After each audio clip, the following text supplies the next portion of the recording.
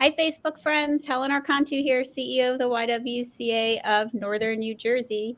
Happy Wednesday. Hope you are having a great week. If you're in New Jersey, if you're in the part of New Jersey I'm in, I should say, it is a beautiful sunny day, and I hope you are, because beautiful sunny days are always welcome. But the conversation we're having today is really more about days that aren't so sunny and beautiful. They're about hard days.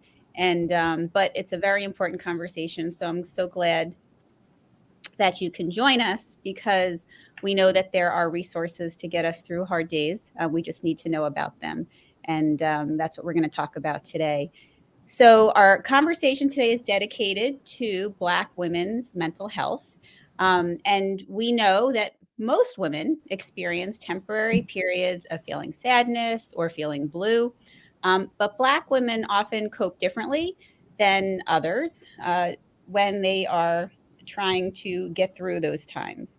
And what we are going to talk about today is an event that we're hosting tomorrow evening, or I should say co-hosting, that focuses on this conversation. We know it's really important to address mental health concerns as they arise, because they can really leave a lasting impact to both our mental health and our physical health in general. And specifically, we know that this is an area that goes undetected and not really addressed for Black women as a whole. I'm so grateful to have two wonderful guests today to be able to talk about the program that we're hosting and to give all of you a sense of what it will be. And hopefully you will join us and definitely share the message about the event with your circles. And so with that, I would like to welcome our YWCA of Northern New Jersey board member, Dr. Christine Thorpe, longtime friend to our organization.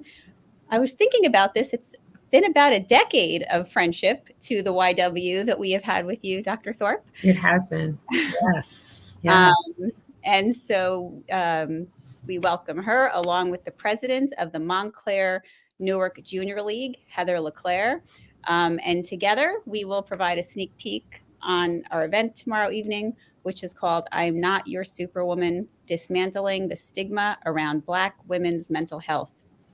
So mark your calendars. The event starts at 6 p.m.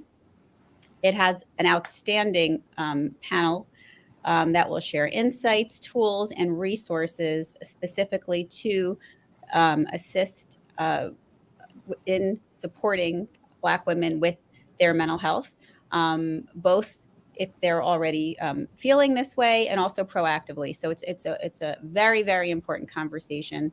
But before we jump into it, let me share a little bit more about our two guests. Dr. Christine Thorpe is the Dean of the Nathan Weiss Graduate College at Kean University, where her focus is women's health and wellness, health disparities, holistic nutrition, and health literacy. And as I shared, she not only is one of our board members, but she's been key in speaking at so many events for the YW Women's Leadership Conferences, YWTVs, WEN conversations. She just, always has important conversations and insights to help keep us strong. So we're so grateful to have her join us today. As well, we have Heather Clair, who is the president of the Junior League of Montclair-Newark, which we very often see noted as JLMN for short.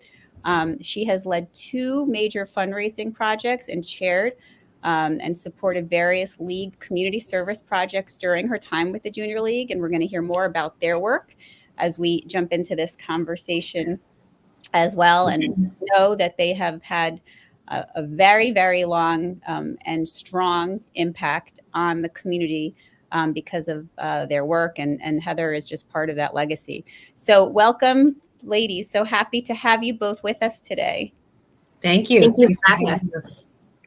So let's jump right in, because I know there's so much to cover. And of course, for our viewers, we're just giving you a little taste of what the conversation will be tomorrow night. We really want you to join us. And as we are talking today, you will see scrolling across the screen will be opportunities for you to connect both to the Junior League of Montclair-Newark, their Instagram and their social media sites, as well as their website. But they'll also be in our comments here. We've dropped links so that you can register for the event, as well as go check out the Junior League and the other amazing activities that they have going on. So, Dr. Thorpe, let's start. Yes. Let's start with you. You were key in bringing this conversation to both the Junior League and to the YW. Can you talk a little bit about what compelled you to bring this forward as a focus? This past year and a half with COVID really highlighted the stress and the tragedy of life lost and dealing with being remote, being away from loved ones. And in that, what I also saw was the impact of health disparities.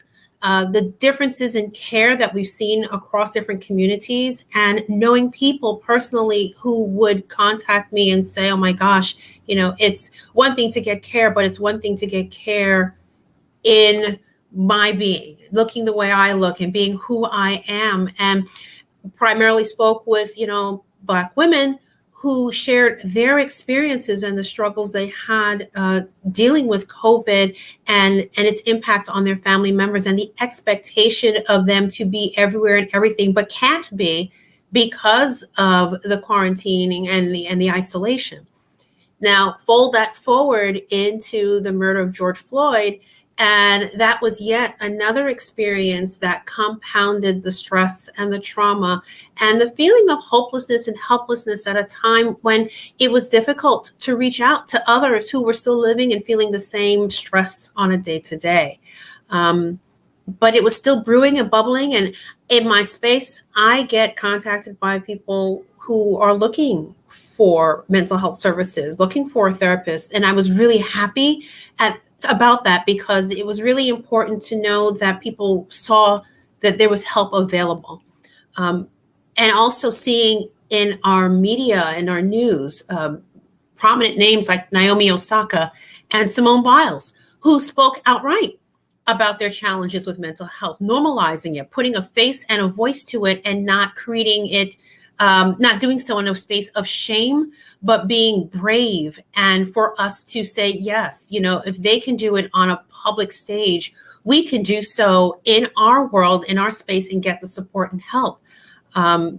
Doing this topic was really important personally, because I understand from the work I do how important it is to be able to get support, get help, and be in spaces with those who understand that we all live with challenges, but as Black women, we've never really been given that platform to speak that challenge and been expected to bear it. I just finished a book chapter titled, with some colleagues, titled Backs of Steel, that we're supposed to be strong regardless, because our ancestors dealt with so much. And here we are today in the 21st century. Who are we to complain? But we couldn't complain. We were not given an opportunity to do so. We couldn't say, I am tired, I am hurting, this is too much, and to have our voices heard.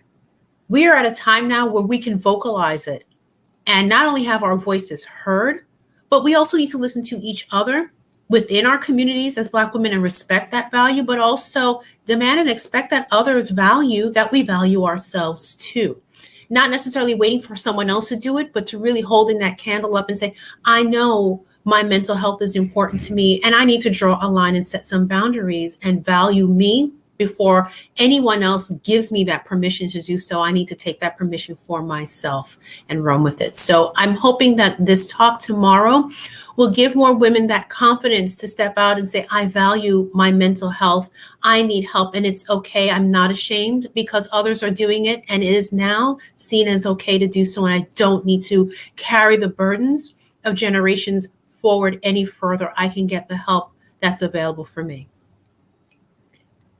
Well, thank you so much for sharing that. I have to say, I'm obviously I'm a social worker by training myself, and this is a space that I've, spent my whole career it's wonderful to start to see as a culture, right, that we are looking at mental health across the board a little bit differently. We know there's so much more work to do there, but as you shared, within the Black community, especially having two such high-profile athletes, and at the time when their sport was in the focus too, sharing their struggles and talking about them really helps us understand kind of the details for Black women in particular. It was a good opportunity for them to be a wonderful role model for other Black women, Black young women, especially. I mean, we as we know at the YW, we spend so much time trying to raise young women with an understanding of the things that we now at our age are struggling to try to embrace. Imagine if we knew younger what we know now. Yes, so true. So it's such a wonderful opportunity. So Heather, can you talk to us a little bit about the Junior League of Montclair-Newark and the role that your organization plays in improving the lives of women in the diverse communities that you serve? Because people may not, know the depth of the work that you do, and I'd love to be able to share that with them. Yes. First of all, Helen and Dr. Thorpe, thank you for inviting us to be a part of this. I think this is such a very, very important conversation, and the Junior League is so excited to be a part of that. One of the most important things I think that the Junior League can do at this very crucial moment is to be part of the voice and part of the advocacy to bring messages to the community, to each other, like this, and be a vessel for change and for education and learning. So I thank you both for allowing us to be a part of this really important conversation. The Junior League of Montclair-Newark is an all-woman volunteer organization that just celebrated its centennial in our community. So I'm really proud of that. We will be heading into our 101st year this year. And so I was very fortunate to be the president as we celebrated our centennial.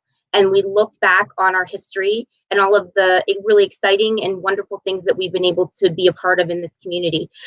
We have had a really great history starting back in 1921, where we were taking in young children while their parents were working in different jobs out in the community, and feeding them and giving them educational opportunities and things like that.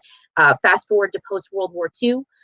We did a training program for women to become teachers. So we were actually recognized by President Nixon for our work in promoting education and teachers. We've also been on the forefront of creating a lot of organizations that are in our community today. So we sort of looked out and said, what does the community need? So, for example, CASA, Court Appointed Special Advocates, was started by the Junior League of Montclair-Newark in Essex County, and it's spun off and it's its own organization, which we are very proud of. And so there's many, many more organizations and activities that we've been involved in over the last 100 years that I am really, really proud of, big and small, that have had some small impact on improving the lives of women and young people as we have seen need. What I think of right now in this particular time, that what the league is doing is really focusing on a couple of things. One, training, which I think above all else is most important for the women in our league and also for our community. Looking at specific issues and seeing how we can bring voice to those, how we can educate others about those, and learning as much as we possibly can. I think that is one of the key issues that the Junior League can really focus on. We also work very hard to bring as much support as we can to those that we serve, whether it's through our community partners and working with those that we serve, or working with our community as we learn that there are issues or needs that are not being addressed. When there was a water crisis in Newark, we rallied to bring 2 semi-trucks full of pallets of water down to Newark because we realized that was an immediate need. But there are bigger, broader issues too that we want to address as well. And I think this is a great example.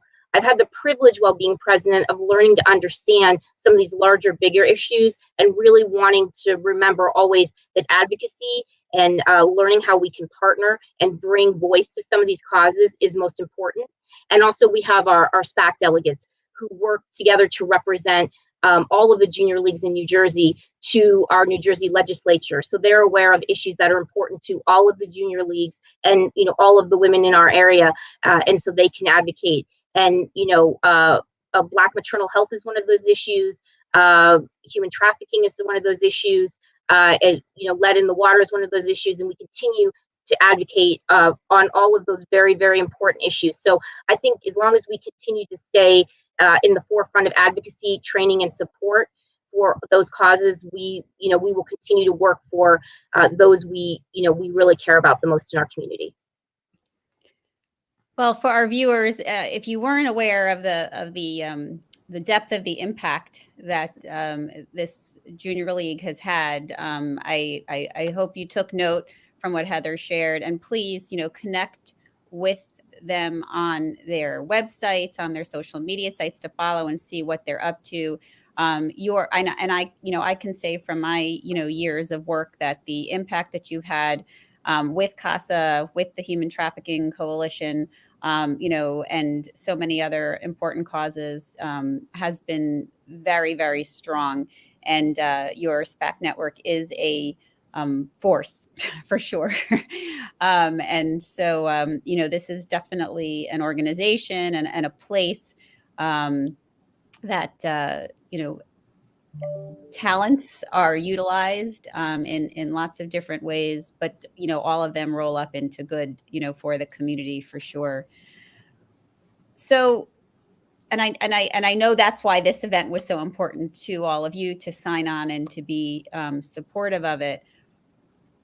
Going back to the event tomorrow evening for a moment, Dr. Thorpe, I kind of touched on how, one of the areas I know that there is for sure crossover between the work of the Junior League and the work of the YW is that generational piece, is that, we believe in, organizing women and also to, support our youth for sure. Can you talk a little bit about the generational differences of how women cope with mental health stress, and more specifically, are younger Black women, are we seeing a trend that they're more likely to ask for help than older Black women are? So generationally, and this is, I'll take a step back and kind of validate why I tried to identify certain people for the panel discussion tomorrow. I wanted to ensure that we cross the boomer generation, Gen Xers, and millennials. So we have between Dr. Yolanda Rogers, Ms. Lynette Sheard, Taylor Bryant Turner, and Ashley Wisdom, all spanning those generations and working with women across those generations, because there are generational differences. And this is one of those questions that will be addressed tomorrow. But yes, there are generational differences. Older generation believes that whatever happens, you keep it to yourself, you keep it quiet, you don't share your business publicly, you'll be seen as weak, you'll be dishonoring your ancestors by talking about what's wrong with you, you're shaming your family and you're shaming yourself, you're supposed to deal with it, that's life. And I'm finding with the younger generation, there is more of a grace and understanding and a softness towards seeking help and asking for it. And I believe the panelists tomorrow will talk at greater length of what they're seeing across the generations, because the younger generation has social media. They're public figures, like I've mentioned before, but there's Issa Rae, who's really popular now. Mary J. Blige, who is a international, singer, now actress, who has spoken out about mental health and getting therapy, even has a song called Therapy, but really trying to encourage people to get that help because it's changing. And those who are on the panel tomorrow, I know one in particular person in particular will speak about the need to encourage women who are older in the generations to give themselves that grace. And it's a harder push. And it's a lot more work to get them to bend towards getting that support and not seeing it as a stigma. And also, the other stigma to this is the way we look at each other when we say we're doing it. Instead of saying, I'm feeling stressed, I need help, and saying, oh, tough it out. When do we say, what, it's okay. Maybe we can refer you or talk with somebody. And I think we need to be kinder to each other. And I'm speaking in terms of Black women to Black women being able to embrace that, to support that conversation. I say we see that more in the younger generation and sprinklings across the generations, but definitely the younger generation is more inclined to embrace getting mental health support when needed. Well, there's no doubt that this panel is exceptional, and I do hope that our viewers, take note, go look at the webpage. You can see more detail about each of the speakers. And I do think that this will be a powerful conversation on many levels, but being able to look at it generationally definitely makes us understand, no matter who's tuning in,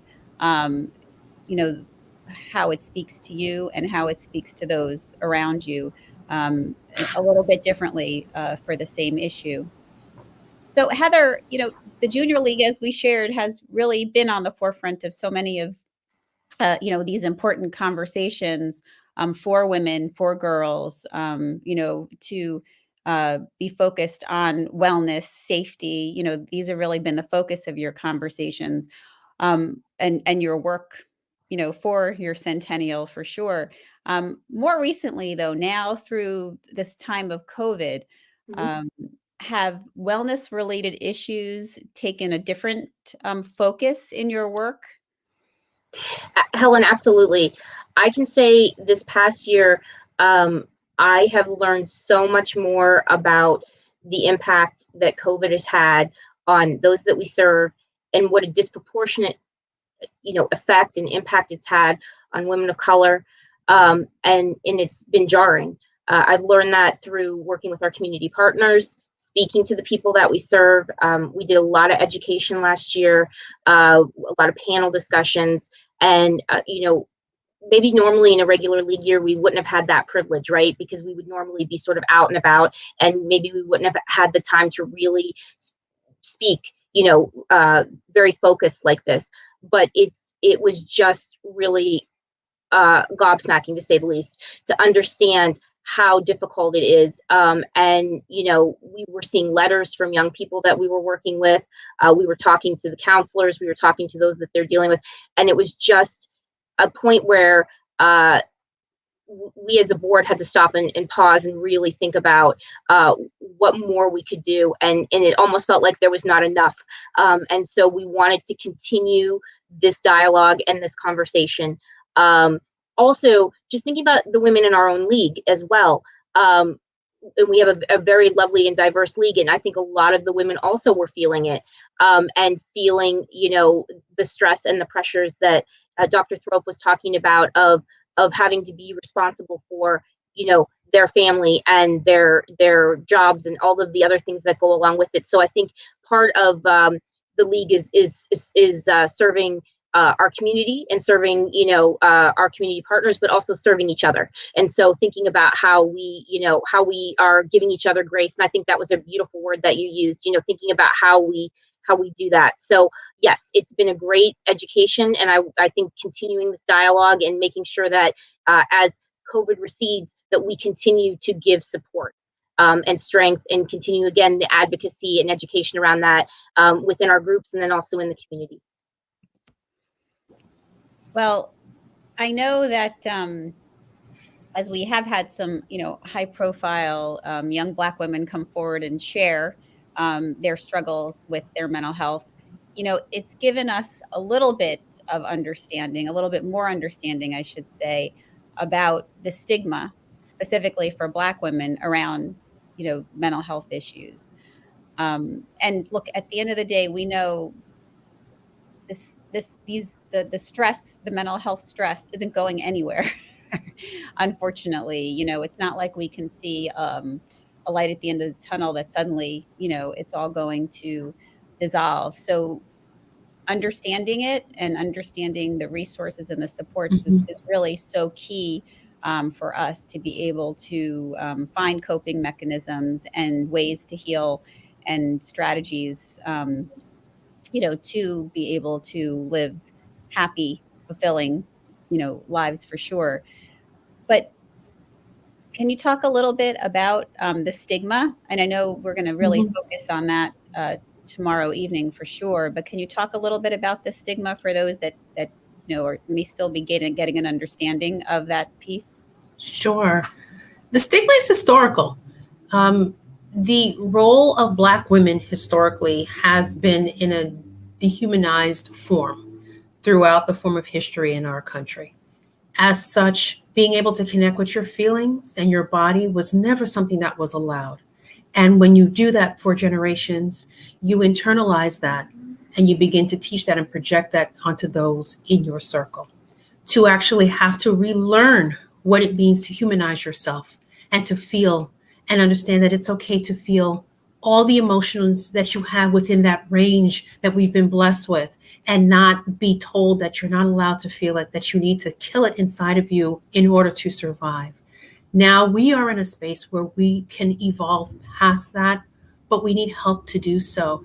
And I think we can create change by supporting each other and validating each other, and consciously reframing our responses to each other and affirming each other when we're seeking help, and refrain from shaming each other in that space. I think we need to also be selective because not everybody's in that same space on that journey who might be ready to hear the depths of your feelings and the truth behind the depression and the mental struggles that you're going through. We need to be selective who we have within our circles and identify those who can relate to that, who can support.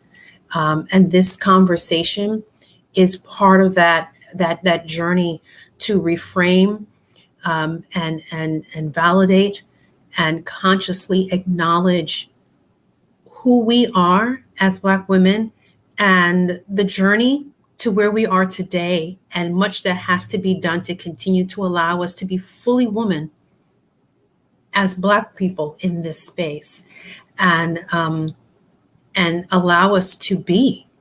And we own that, and we take that, I should say, instead of allow us to be, I should say enable us. We enable ourselves to take that, and we're taking that torch and saying this is who we are and this is how it has to be, as we walk through life from this day forward. And you can either join the bandwagon and journey with us, or we're going to move forward, because we have to become more whole. We have to become more healthy. We need to do so for ourselves, our families, our friends, the work that we do on a day-to-day in an effort to grow and truly be stronger. And I think the Superwoman that we refer to as part of the topic of this is being super about who we are and loving us in our totality, and being able to embrace the strengths and the weaknesses, and get the comfort and support that we need to become better the next day. And I think that's what helps us to be super, not taking on all the strength and pretending that nothing bothers us, being able to show that and soften with the world around us and let them know by showing it that we are as human and as vulnerable as the next woman out there, and can benefit from that level of support on a day-to-day basis. Well, there is no doubt that it's going to be a powerful conversation tomorrow evening. And, I do hope that everyone watching, takes note, not only for themselves and for those in their lives to share this information. Obviously, we want the Black women in our community to come here, listen, learn, feel supported, know resources, and understand ways to address and support their mental health.